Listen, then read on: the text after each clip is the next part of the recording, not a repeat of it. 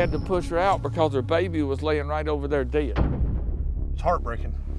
It doesn't matter if you're a vegan or a carnivore, this impacts you and your health.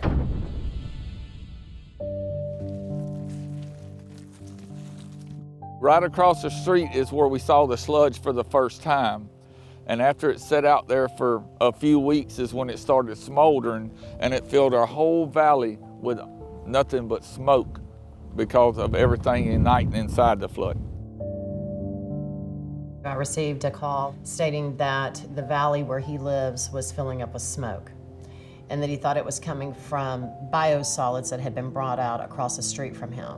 There were 12 to 15 enormous piles of biosolids. As an investigator, as a police officer, I've encountered numerous deceased bodies at various states of decomposition. And I will tell you, nothing smelled as horrible as that smell. We'd never seen something to that caliber before. So the questions were, what is this and why is it happening?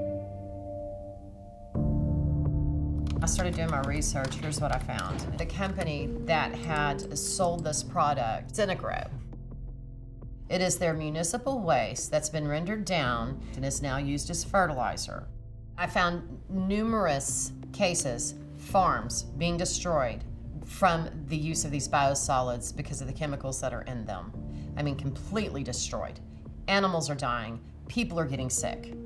That's what led us on this journey to this PFAS contamination. Merit TV reached out to Synagro. This is their partial response.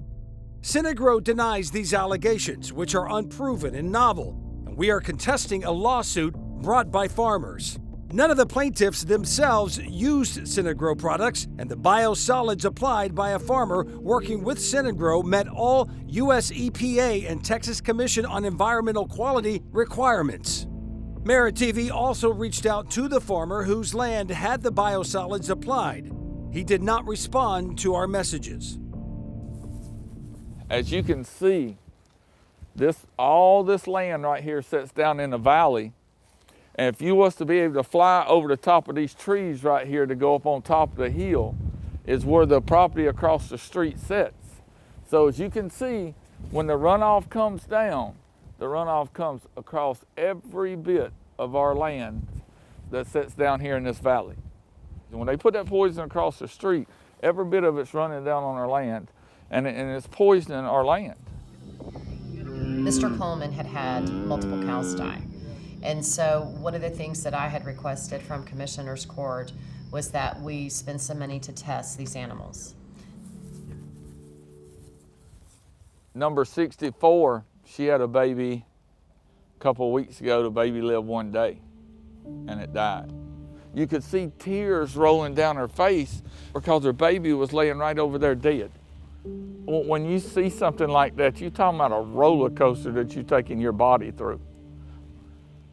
Because there's no way for you to explain to that mama the reason her baby's dead because of what they done across there. How do you explain that to that cow right there that your baby died? It's absolutely just horrific.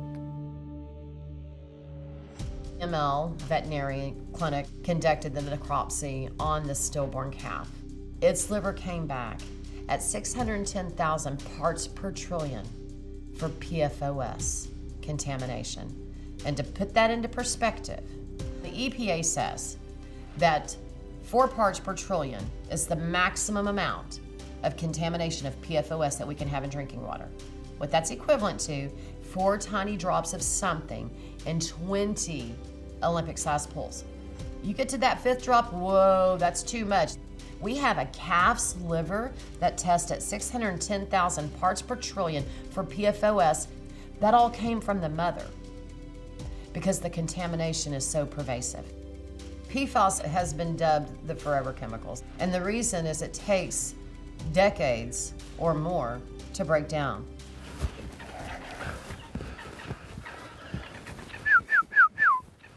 Come on, boys. Come on, boys. When I first started this farm, we had 4 horses. And through the years, we accumulated 4 more. And out of 14 years of being here, we've lost 4 of our horses. and now this is the last 4 remaining. There's nothing I can do. I don't know any veterinarians that can help us. I mean, even veterinarians are bedazzled and don't have a clue of what this chemical is that's hurting and killing these animals. It's heartbreaking.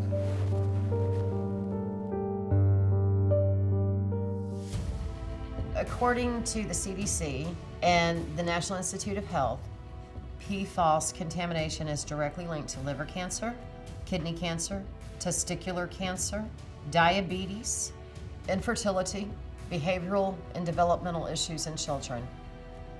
There is scientific proof that these are very toxic to humans and animals.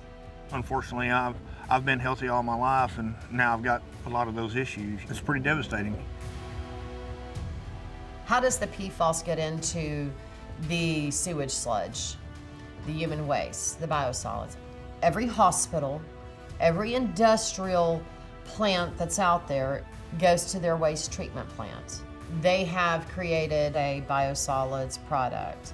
So the farmer comes and gets the biosolids or has it delivered. It's applied agriculturally, then they grow their crops in it. The cattle's graze, we're eating the cows, we're eating the vegetables.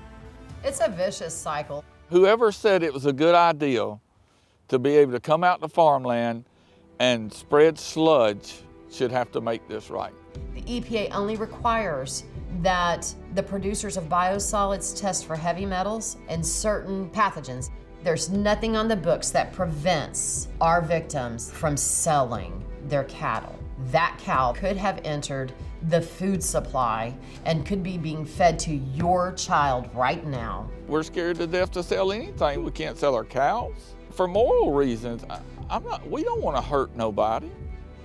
If we want to make America truly healthy again, we have got to stop contaminating our ag land with PFAS.